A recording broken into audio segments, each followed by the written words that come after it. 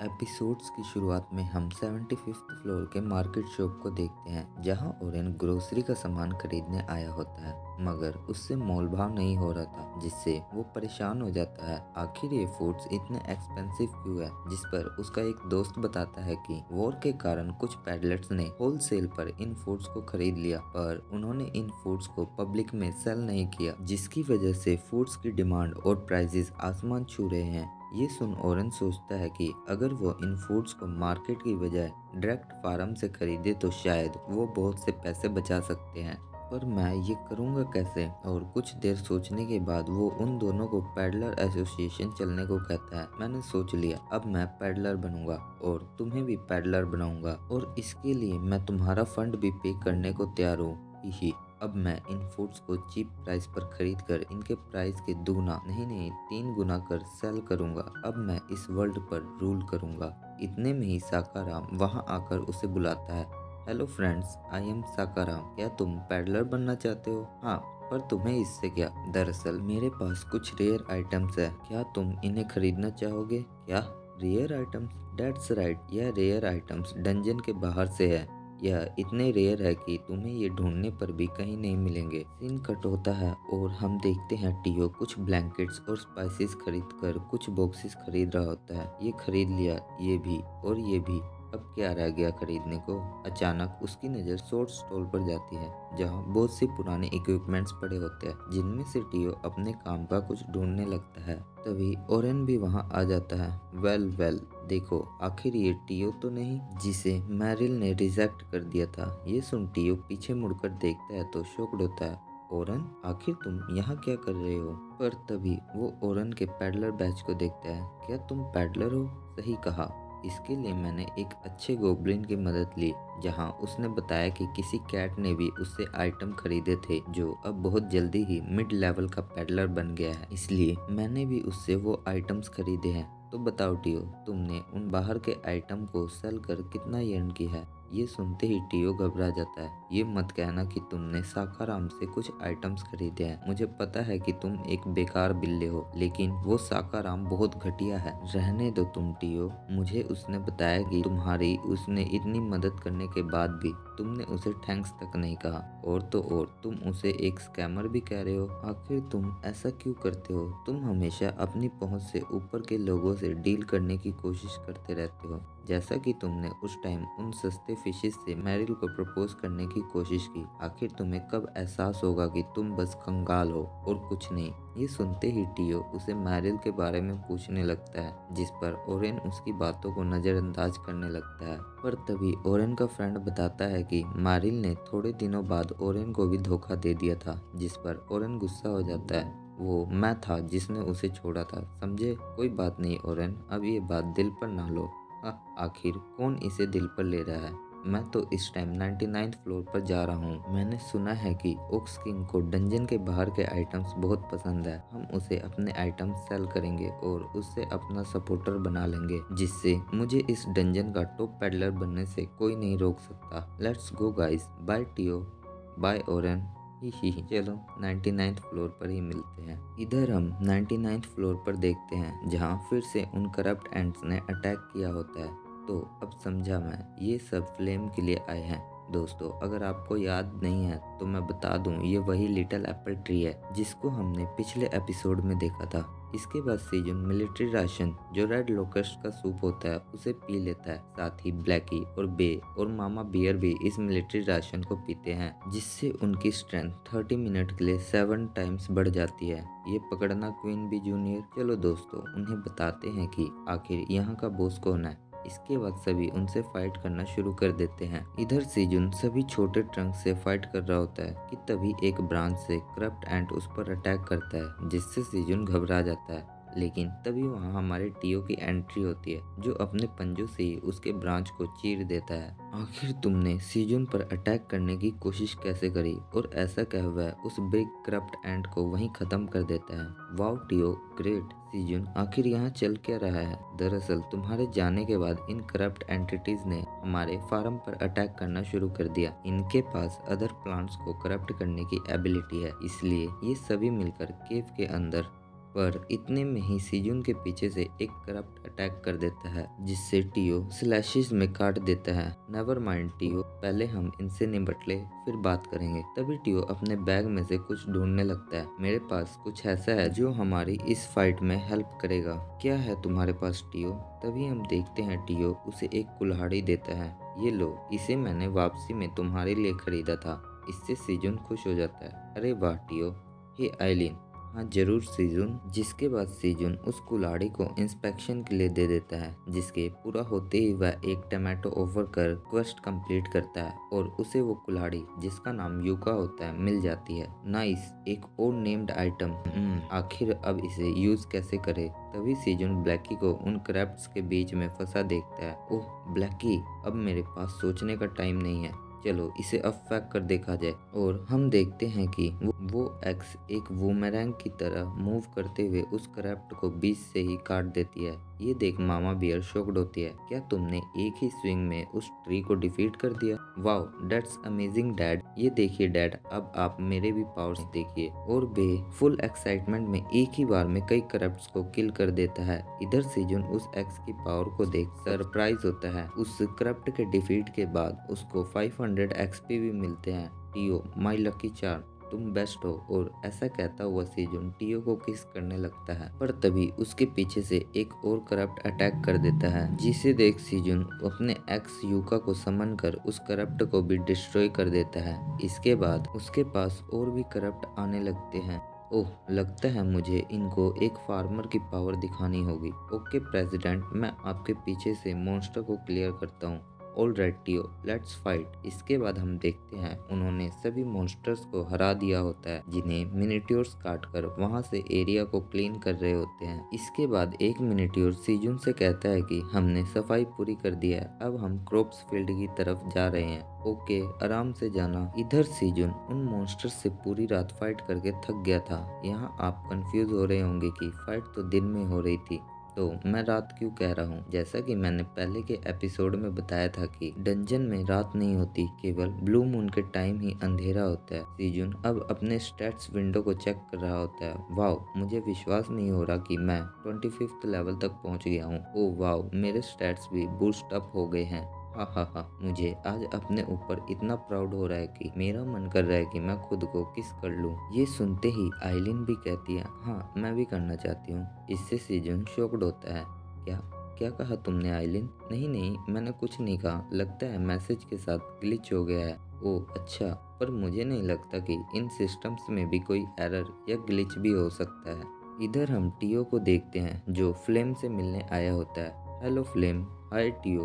Wow, मैं तुम्हें पकड़ नहीं पा रहा। That's so cool flame. टियो की इस हरकत से परेशान होकर फ्लेम उस पर फायर अटैक कर देती है, जिससे टियो बड़ी मुश्किल से डॉज करता है।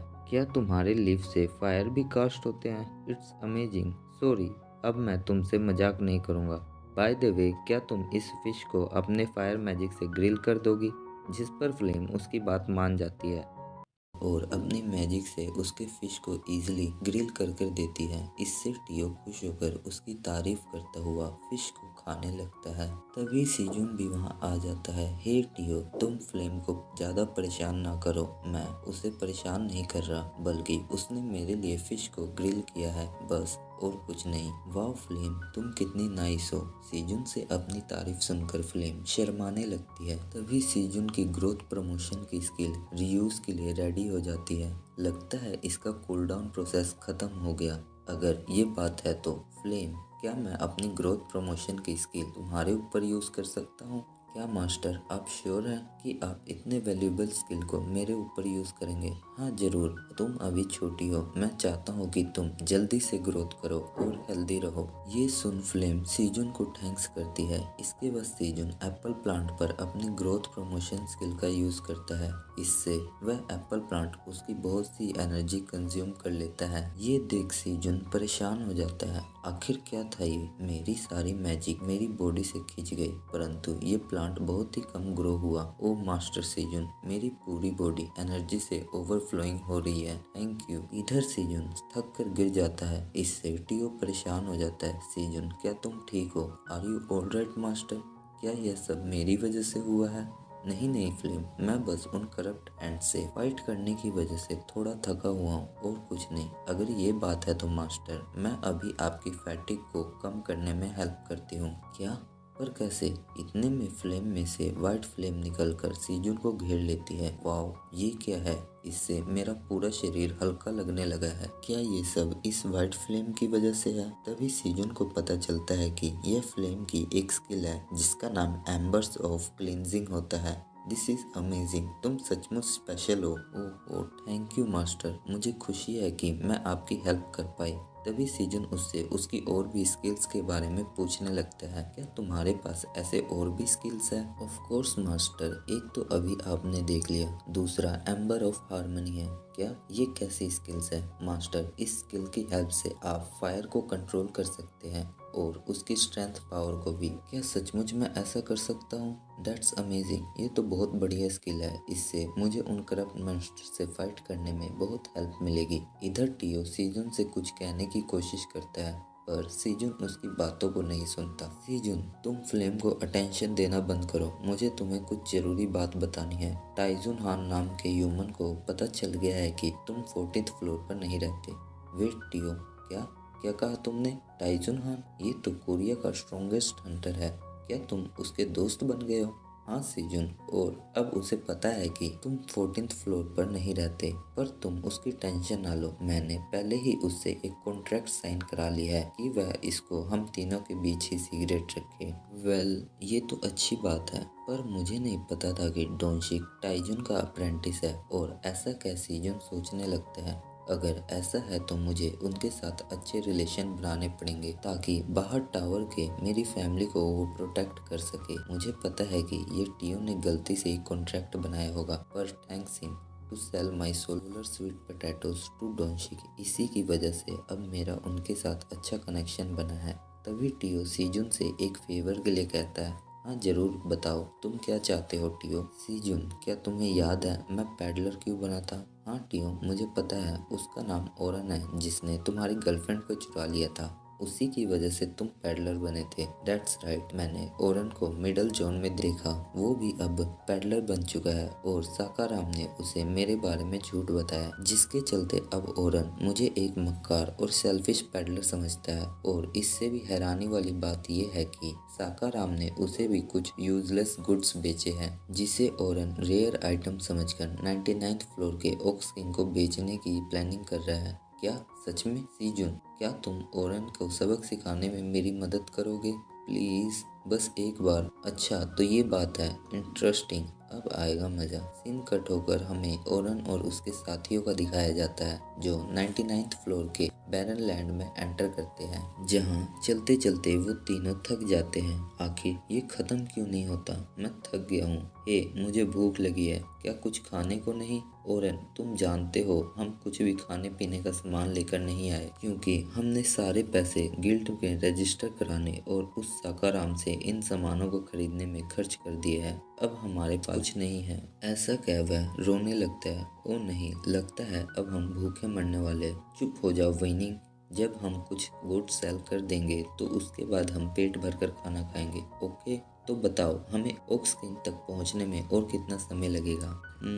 अकॉर्डिंग टू साकाराम मैप हमें कम से कम 2 या 3 दिन लगेंगे वहां पहुंचने में। ये सुन ओरेन की पूंछ सीधी हो जाती है। क्या 2 से 3 दिन? तभी उन्हें 2 बनिस आते दिखाई देते हैं जो कोल्ड वाटर सेल कर रहे होते हैं। हुर्रे, हम बच गए। हे, हमें वाटर खरीदना है। जरूर, 0.5 कॉइंस पर बोतल सर। क्या इतना महंगा? क्या यहाँ तुम्हें आसपास पानी दिख रहा है? पर हमें प्यास लगी है। तभी फैटी बनी कहता है कि लगता है कि तुम तीनों पैडलर्स हो, शायद तुम यहाँ ओक्स किंग से मिलने आए हो। यस, यू आर राइट, हम यहाँ इतनी दूर ओक्स किंग को कुछ प्रीशियस आइटम बेचने आए हैं। वैसे तुम देखने में तो उतने खास नहीं लगते, फिर भी हम तुम्हें यह वाटर बोतल सेल करेंगे, पर एक शर्त के साथ। जो सुन ओरन खुश हो जाता है। तभी फैटी बनी उसे एक कॉन्ट्रैक्ट पेपर देता है। ये क्या है? ये एक कॉन्ट्रैक्ट है तुम्हारे पेमेंट के रिगार्डिंग। अगर तुम 3 दिन के अंदर इन वाटर बोतल्स की पेमेंट पे नहीं करोगे तो उसके बाद तुम्हें उसका 10 गुना चार्ज लगेगा। अगर तुम चाहो तो उस पेमेंट को फिजिकल लेबर के रूप में रीपे कर सकते हो। जो सुनते ही ओरन हैरान होता है और एटीट्यूड में बनी को कहता है, ओरेन, और फिजिकल लेबर? कभी नहीं। हम तुम्हारे पैसे 3 दिन के अंदर ही रिटर्न कर देंगे। और ऐसा कह उस कॉन्ट्रैक्ट को एक्सेप्ट कर लेता है। इसके बाद उनसे वो तीनों सभी वाटर बोतल्स ले लेते हैं और वहाँ से पानी पीते पीते आगे के सफ़र के लिए निकल जाते हैं। ये सब देख वो दोनों बनीज खुश होते हैं। नेक्स्ट डे हम देखते हैं उन तीनों ने पानी की लगभग सारी बोतलें ख़त्म कर दी थी। ओह, अब मैं इस पानी को पी पी के अपनी भूख को और कंट्रोल नहीं कर सकता।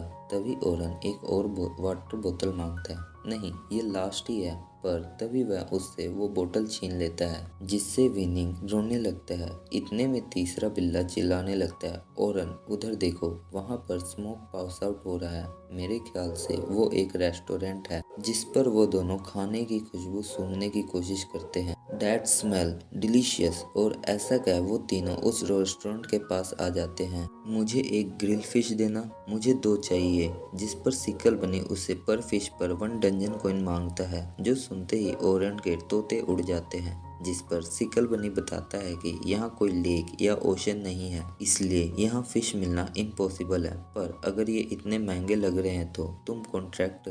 इतना सुनते ही ओरेन उस कॉन्ट्रैक्ट पेपर को ले लेता है। हाँ, मैं समझ गया तुम क्या कहना चाहते हो। लो, हमने तुम्हारे कॉन्ट्रैक्ट पर साइन कर दिया। अब हमें 10 ग्रिल फिश दो, जिन्हें ग्रिल कर सिकल बने उन्हें सर्व करता है। सामने टेस्टी ग्रिल फिशेस को देख वो तीनों उन पर टूट पड़ते हैं और एक ही बार में सब फिशेस को चट कर जाते हैं, जिसके बाद उन्हें नींद आने लगती है। ओह, काफ़ी दिनों बाद हमने पेट भरकर खाना खाया। हाँ, तुमने सही कहा, अब मुझे नींद आ रही है। या मुझे भी। चलो थोड़ी देर सो ही लेते हैं। और उन तीनों के सोने के बाद सिकल और बाकी बनीज वहाँ से वापस चले जाते हैं। थोड़ी देर बाद जब डायरेक्ट सनलाइट उन पर पड़ती है तो वो तीनों नींद से उठ जाते हैं। इधर विनिंग घबराया होता है। ओरन, जल्दी अपने ऊपर देखो। जहाँ वह मिनीट्योर को देख घबरा जाता है। क्या तुम तीनों ही हो जो ओक्स किंग्स के यहाँ मिलने आए हो? हम जस्ट पैडलर हैं। प्लीज़ हमें मारना मत। यहाँ देखो, हमारे पास पैडलर बैचेस भी है। ठीक है, तुम तीनों मेरे पीछे आओ, मैं तुम्हें ओक्स किंग के पास ले चलता हूँ। क्या क्या सचमुच तुम हमें ओक्स किंग के पास ले चलोगे? इसके बाद हमें वे पॉइंट को दिखाया जाता है जहाँ वो तीनों ओक्स किंग से मिलने आए होते हैं। क्या वो तुम ही तीनों हो जो मुझे कुछ सेल करना चाहते हो? यस ग्रेट ओक्स किंग, हम बहुत दूर से सिर्फ आपके लिए इन प्रीशियस चीज़ों को सेल करने के लिए आए हैं, जो डंजन के बाहर की दुनिया की चीज़ें हैं। क्या कहा? Outside of the dungeon? अगर ये बात है तो हमें किसी प्रोफेशनल ओपिनियन की ज़रूरत पड़ेगी जो बताएगा कि सच में तुम्हारी चीज़ें प्रीशियस है या नहीं। तभी सीजन वहाँ ओक्स किंग के पीछे से आता है। ये रहे जो तुम्हारे गुड्स को एनालाइज कर उन्हें प्रीशियस को डिफाइन करेंगे। The great black dragon. क्या ब्लैक ड्रैगन? पर ये यहाँ क्या कर रहे हैं? तभी सीजन अपना इंट्रोडक्शन ब्लैक ड्रैगन के तौर पर देता है। मेरे पास मैजिकल आइटम्स को अप्रेस करने की एबिलिटी है, इसलिए मैं तुम्हारी झूठी बातों में नहीं आने वाला। समझे तुम सभी? चलो अब इधर आकर मुझे अपने आइटम। सेजुन उन तीनों को उनके प्रीशियस आइटम को दिखाने को कहता है। इधर ओरेन सेजुन के ब्लैक ड्रैगन होने पर शक कर रहा होता है। अगर ये सच में ब्लैक ड्रैगन है तो मुझे इससे गुड रिलेशन बनाने पड़ेंगे ताकि ओक्स किंग भी मेरा कुछ ना बिगाड़ सके। इसके बाद वो अपना सारा सामान निकाल कर सेजुन को दिखाता है। ये रही सभी चीजें माई लॉर्ड, जिन्हें देख सेजुन को पता चल जाता है कि सभी चीजें यूजलेस है। आखिर सागाराम इन बेकार चीजों को लाता कहाँ से है? ओरेन सीजन के हाथ में रोलर को देखकर हाँकने लगता है। आपकी नज़र काफी अच्छी है। ये एक मैजिकल रोलर है जिससे आप डस्ट और फर को क्लीन कर सकते हैं। ओह अच्छा, कितने का है ये? 50 डंजन कॉइन्स। इधर ओरेन के दोस्त हंस रहे होते हैं। अरे वाह, ओरेन तो कमाल का है। ब्लैक ड्रैगन के होते हुए भी वो बिना डरे 5 कॉइन्स में लिए उस रोलर को 50 में बेच रहा है। तो कैसा लगा आपको ये आइटम? क्या आप इस आइटम को खरीदना चाहते हैं? ये डंजन के बाहर की रेयर आइटम है, आपको ये कहीं और से नहीं मिलेगी। तभी सीजन एक गहरी सांस छोड़ते हुए कहता है, मैंने तुम्हें पहले ही बताया था, तुम बेकार और झूठ बोलकर मुझे बेवकूफ़ नहीं बना सकते। ये कोई मैजिकल आइटम नहीं है, ये बस एक पेपर रोलर है जो अर्थ पर हर घर में यूज़ होता है। दूसरे शब्दों में कहूँ तो तुम्हारे सारे आइटम्स कबाड़ के सिवा कुछ नहीं है। समझे तुम? नहीं सर, पर मुझे तो बताया गया था कि ये सभी आइटम्स मैजिकल है। क्या आप श्योर है कि आपसे कोई गलती तो नहीं हुई? उसके ऐसा बोलते ही ओक्स किंग गुस्सा हो जाता है और उसके सामने एक पंच जमीन पर मारता है, जिससे वो तीनों घबरा जाते हैं। ओह, इसने तो मुझे भी डरा दिया। नहीं, मेरा वो मतलब नहीं था। आप सही है ब्लैक ड्रैगन, गलती मेरी है। I am so sorry, please forgive अस। और मन ही मन साकाराम को गालियां दे रहा होता है। टियो सही था, इस साकाराम ने मुझे भी लूट लिया। तभी सीजुन उसे उठने को कहता है। ठीक है, मैंने तुम्हें माफ किया, पर मैंने सुना कि तुमने रास्ते में कुछ खाने पीने का सामान उधार करके आए हो। ये सुन ओरेन शॉक्ड होता है। आपको कैसे पता? क्योंकि यहाँ की सभी शॉप्स और वहाँ की चीज़ों को मैं ही रन करता हूँ। इससे तो ओरेन और भी हैरान हो जाता है। तभी सभी बनीज वहाँ आ जाते हैं। अगर इनके कॉन्ट्रैक्ट के हिसाब से देखा जाए तो इन्होंने 500 कॉइन्स तक का खाना पीना किया है। तो अगर हम इन्हें ब्रिक्स के काउंट करें तो ये हुआ तुम्हारा 1 लाख ब्रिक्स। अब ये ब्रिक्स क्या है? तभी ओक्स किंग उसे याद दिलाता है कि अगर तुम मनी पे नहीं करते तो तुम्हें फिजिकल लेबर के तौर पर पे बैक करना होगा। तुम इन ब्रिक्स को बनाकर अपने कर्ज को चुका सकते हो। जहां हम देखते हैं बहुत से मिनिट्योर्स उन ब्रिक्स को बना और ट्रांसपोर्ट कर रहे होते हैं। तो कॉन्ट्रैक्ट के हिसाब से तुम्हें मुझे 1 लाख ब्रिक्स बनाकर कर्ज को चुकाना होगा। इधर तो ओरन ब्रिक्स के साइज को देखकर ही पागल होया जा रहा था। क्या इतने बड़े? अगर तुम दिन में 10 ब्रिक्स बनाते हो तो तुम्हें 10,000 दिन कॉन्ट्रैक्ट कंप्लीट करने में लग जाएंगे, जो कि होंगे 25 साल। और तो और तुम्हें यहाँ रहने और खाने का भी बिल पे करना पड़ेगा। इसका मतलब तुम्हें यहाँ अपनी पूरी जिंदगी बितानी पड़ेगी। जो सुन तीनों ही घबरा जाते हैं और सीजुन के पैरों में गिरकर उससे माफ़ी मांगने लगते हैं। प्लीज़ हम पर दया कीजिए, हमसे ये इतने बड़े ब्रिक्स नहीं बनेंगे। आप हमें इसके अलावा कोई और भी काम दे सकते हैं, please. Great black dragon, mercy on us. तो ठीक है, मैंने तुम्हें माफ़ किया, लेकिन तुम्हारा दूसरा ऑप्शन ये है कि तुम्हें मेरे सीईओ के साथ बिजनेस डिस्ट्रीब्यूशन में उसकी हेल्प करनी पड़ेगी। जैसा कि मुझे दिख रहा है कि तुम्हारे पास स्पेस डायमेंशनल बैग्स है, तो तुम सामान को टेलीपोर्ट और बेचकर उसकी हेल्प कर सकते हो। मैं तुम्हें अपने सीईओ के साथ एज अ इंटर्न 10,000 दिनों तक काम करने का अपना कर्ज चुकाने की अपॉर्चुनिटी दे रहा हूँ। तो बताओ, क्या ये काम करोगे? इसके लिए तुम्हें पर डे 1 ग्रिल फिश भी दी जाएगी। ये सुन वो एकदम मान जाता है। ठीक है, तो अब जल्दी से तुम कॉन्ट्रैक्ट पर साइन करो। इसके बाद वो तीनों उस कॉन्ट्रैक्ट पर साइन कर देते हैं। अब जब तुमने कॉन्ट्रैक्ट पर साइन कर दिया तो तुम्हारा हमारे न्यू इंटर्न्स के रूप में स्वागत है। पर अब हम कहाँ से शुरू करें? तभी टियो वहाँ आ जाता है। अब आगे का सारा काम मेरा सीईओ बताएगा। जो सुन टियो छलांग मार सीजुन के कंधे पर बैठ जाता है। सही कहा, मैं ही हूँ डिस्ट्रीब्यूशन डिपार्टमेंट का सीईओ, द टीओ। टियो, आखिर तुम यहाँ क्या कर रहे हो भगोड़े? ये सुन टियो उसे एक जड़ देता है। क्या तुम्हें अपने बॉस से बात करनी नहीं आती?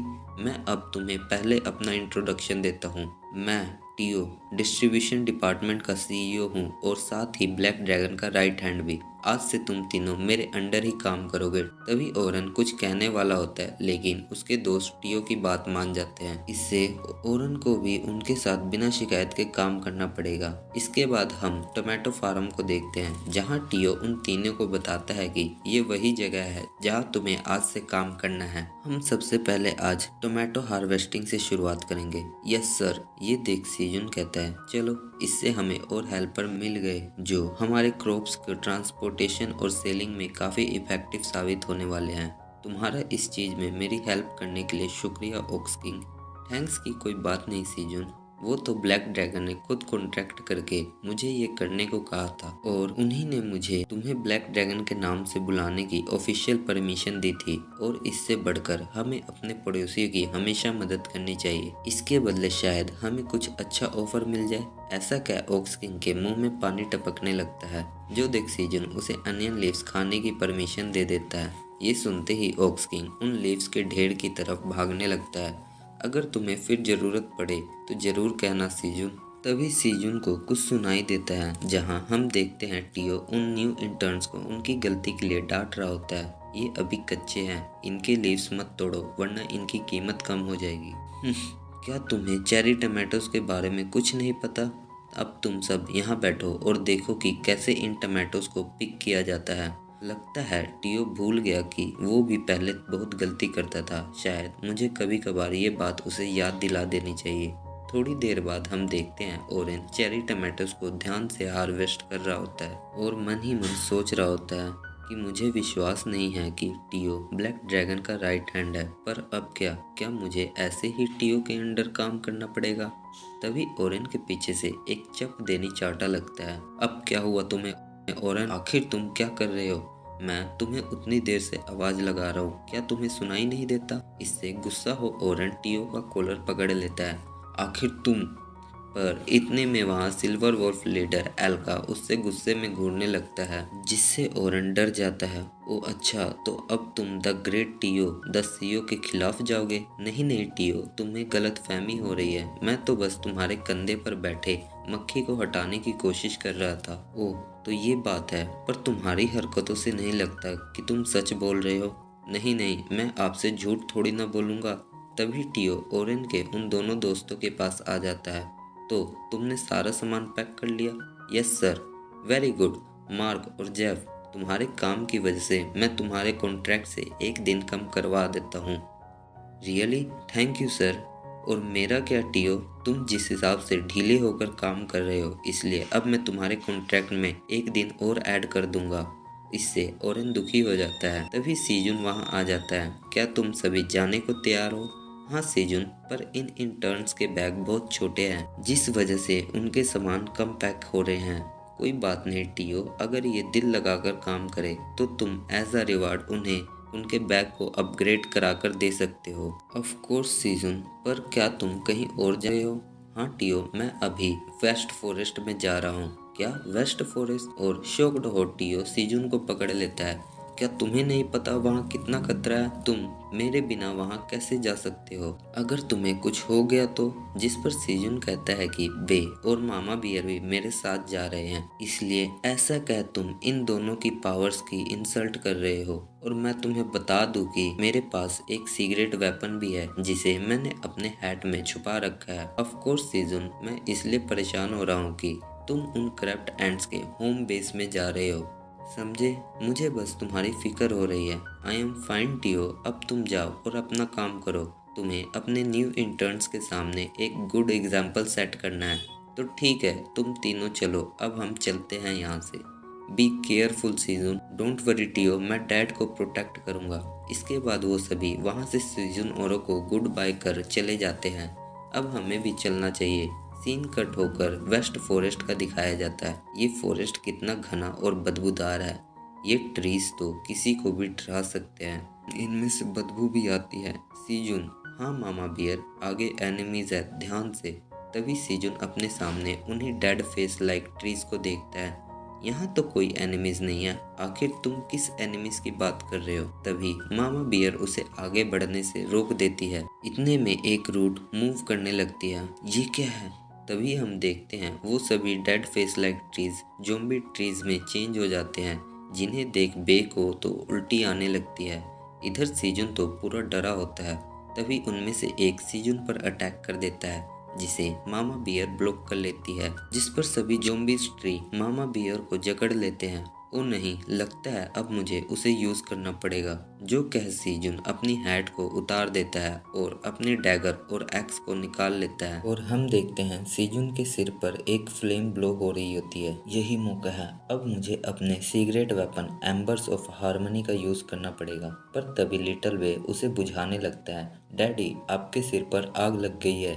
हे बे, ये बफ है जो फ्लेम ने मुझे दिया है। एनीवे, ये एक छोटी सी फ्लेम है, परंतु मैं इसको कंट्रोल कर एनहेंस कर सकता हूँ। और ऐसा कह वह अपने एक्स और डैगर से एक स्पार्क जनरेट कर उन्हें ज़ॉम्बी ट्रीज की तरफ शूट कर देता है और अपने छोटे से फ्लेम को उस स्पार्क तक एनहेंस करता है, जिससे फ्लेम स्पार्क्स के थ्रू उन ज़ॉम्बीज ट्रीज को पकड़ लेती है और देखते ही देखते वो सभी ट्रीज जलने लगते हैं। इससे मामा बियर फ्री हो जाती है, पर वहाँ की आग बढ़ने लगती है। जल्दी चलो यहाँ से, वरना हम सभी जल भुन जाएंगे। और वहाँ से भागने लगते हैं, लेकिन आग जंगल में तेजी से फैलने लगती है। हमें और तेज भागना होगा।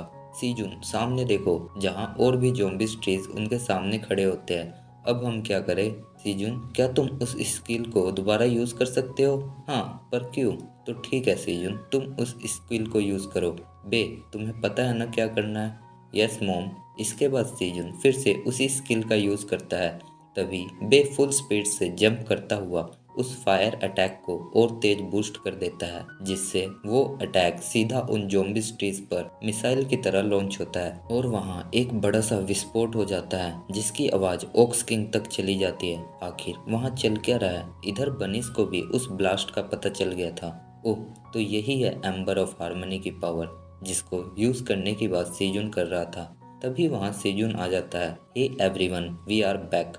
हम देखते हैं वो सभी गंदे हो गए थे।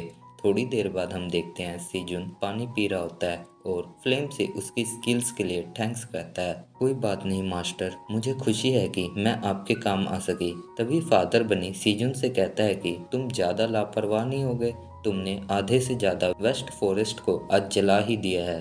तो क्या हुआ, वे आंट्स भी तो हमें दिन रात परेशान करते रहते थे। अब कम से कम कुछ टाइम तक तो हम शांति से सो पाएंगे। और वैसे भी मैं बस फ्लेम की दी हुई स्किल्स को टेस्ट कर रहा था। तभी सीजन पे मैसेज आता है कि उसका बी कीपिंग की स्किल लेवल 4 की हो गई है। इतने में तीनों क्वीन बीज सीजन के पास आ जाती हैं। ओह, तुम तीनों एक साथ? आखिर कोई बात है क्या? प्लीज़ सीजन, हमारे लिए कोई फ्लावर्स चूज़ करो जिसको पोलिनेट कर हम उससे हनी जेली क्रिएट कर सके। क्या? हनी जेली? वो कैसी होती है? हनी जेली सॉफ्ट और डिलीशियस होती है। इससे तुम्हारी एबिलिटी भी इन्हेंस हो सकती है। एबिलिटी इन्हेंस की बात सुन सीजन शॉक्ड होता है। सीन कट होता है और हम आइलिन को देखते हैं जो नहा रही होती है और साथ में सीजन का ऑफर किया रेड लोकर सूप का बकेट भरकर रखा होता है, जिसे वो पी जाती है। वाह, नहाते नहाते रेड लोकर सूप पीने का अलग ही मज़ा है। अरे वाह, मेरे पंख पहले से बड़े हो गए हैं और मेरी बॉडी भी हल्की लग रही है। भले ही मेरी पहले से ग्रोथ बढ़ गई है, लेकिन पता नहीं कब मैं फुली ग्रो हो पाऊंगी। पता नहीं मेरा ड्रैगन हार्ट कब फुली स्ट्रॉन्ग हो पाएगा। अगर ऐसा हुआ तो मैं आसानी से एडमिनिस्टर जोन से बाहर जा पाऊंगी और ब्लू मून के टाइम भी फ्लाई कर पाऊंगी। ओह, अब तो मैं वेट नहीं कर सकती। जब मैं ठीक होने के बाद सीजुन के पास अपनी अनदर फॉर्म में जाऊंगी तो पक्का उसका मुंह खुला का खुला रह जाएगा। ऐसा कह वह शर्मा रही होती है। तभी उसके क्रिस्टल बॉल से सीजुन की आवाज़ आती है।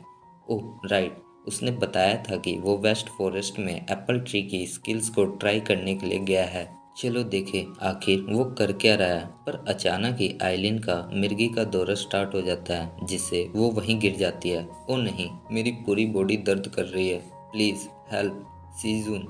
इतना कहते ही आइलिन बेहोश हो जाती है। बेहोश होते ही एडमिनिस्टर टावर का इमरजेंसी सिस्टम चालू हो जाता है और बेहोश होने से पहले आइलिन ने जिसका नाम लिया था इमरजेंसी सिस्टम, आइलिन की हेल्प के लिए उसे रिक्वेस्ट मैसेज सेंड करने लगता है और वो और कोई नहीं हमारा सीजन होता है। सीन कट होता है और हम हनी बीज को देखते हैं जो टमाटो फ्लावर से पोलिनेट कर जेली बना रही होती है। जो सीजन बैठा ये सब ध्यान से देख रहा होता है। यहाँ हमें पता चलता है कि सीजन की बी कीपिंग स्किल अपग्रेड होने की वजह से हनी बीज अब हनी जेली प्रोड्यूस कर सकती है, लेकिन एक ही टाइप के फ्लावर्स की पोलिनेशन से। इसका मतलब आने वाले टाइम में स्किल्स अपग्रेड होने के बाद सीजन और भी फ्लावर से हनी जेली बना पाएगा। साथ ही इस स्किल की वजह से जिस फ्लावर का पोलिनेट किया जाएगा उसके सारे इफेक्ट्स उस जेली में भी फिट हो जाएंगे। ये सब देख सीजन हैरान होता है। मुझे समझ नहीं आ रहा कि ये जेली मेरे टैलेंट को एनहेंस कैसे करेगी। देखा जाए तो न्यू हंटर्स जो अपने टैलेंट को एनहेंस करना चाहते हैं उनको इसके लिए काफ़ी मेहनत करनी पड़ती है। इसमें उनको खून पसीने की मेहनत भी करनी पड़ सकती है, तब जाकर वो अपने टैलेंट की वजह से कामयाबी की ऊंचाई को छू पाते हैं। पर यहाँ तो अब मैं केवल एक जेली खाकर ही अपना टैलेंट एनहेंस कर सकता हूँ। ये डंजन सरप्राइजों से भरा हुआ है। तभी क्वीन भी वहाँ जेली लेकर आ जाती है। ओह, इट्स रेडी। और क्वीन भी सभी जेलीज को सीजुन के हेड में डाल देती है। वाह, ये कितने सारे हैं। इधर जेलीज को देख बे के मुंह में पानी टपकने लगता है। डैडी मुझे भी दो। बे होल्ड ऑन, पहले सभी बनीज को यहाँ लेकर आओ, हमें बांट कर खाना चाहिए। ओके ओके, मैं अभी उन्हें बुला कर लाता हूँ, मेरे बिना स्टार्ट ना कर देना। ऐसा कह बे वहाँ से चला जाता है। ओके सीजन, इतना हम जाकर और भी जेली तैयार करते हैं। ठीक है, इतना मैं इनके स्टैट्स को चेक कर लेता हूँ। जहाँ जेली के स्टैट्स देख सीजन शॉक्ड होता है। वाओ, इससे तो मैजिक टैलेंट को भी एनहेंस किया जा सकता है। शायद ये मैजिक चेरी टमाटोज के फ्लावर से बना है, इसीलिए पर अफ़सोस है कि मेरे पास कोई मैजिक टैलेंट नहीं है। मे बी जब अदर फ्लावर से ये जेली बनेगी तो मेरा टैलेंट जो मैजिक से रिलेटेड नहीं है शायद वो इन्हेंस हो जाए। तभी बे वहाँ आ जाता है। डैडी, मैंने सबको बुला लिया है। सभी को सामने देख सीजुन हनी जेली सभी में बांटने लगता है। जब सभी को जेली बांट देता है तो सीजुन बैठकर जैसे ही जेली खाने लगता है, पर तभी बे उससे एक और जेली मांगता है। नहीं बे, हमें आइलिन को भी देना है। मुझे पता है आइलिन को चेरी टमाटोज बहुत पसंद है। पक्का वो इस चेरी टमाटोज जेली को देखकर खुश हो जाएगी। ऐसा सोच सेजुन आइलिन को आवाज लगाने लगता है। हे आइलिन, हेलो, क्या तुम्हें सुनाई दे रहा है आइलिन? तभी सीजुन के पास एक नोटिफिकेशन आता है जिसे देख उसे लगता है कि आइलिन ने उसका रिप्लाई किया है। तभी वो देखता है कि नोटिफिकेशन में बताया जाता है कि आइलिन के हार्ट इरप्शन की वजह से वो डेंजर में है। जो देख सीजुन शॉक्ड होता है। क्या क्या आइलिन मरने वाली है? इतना सुनते ही उसके सामने एक रेड क्वेस्ट आ जाता है।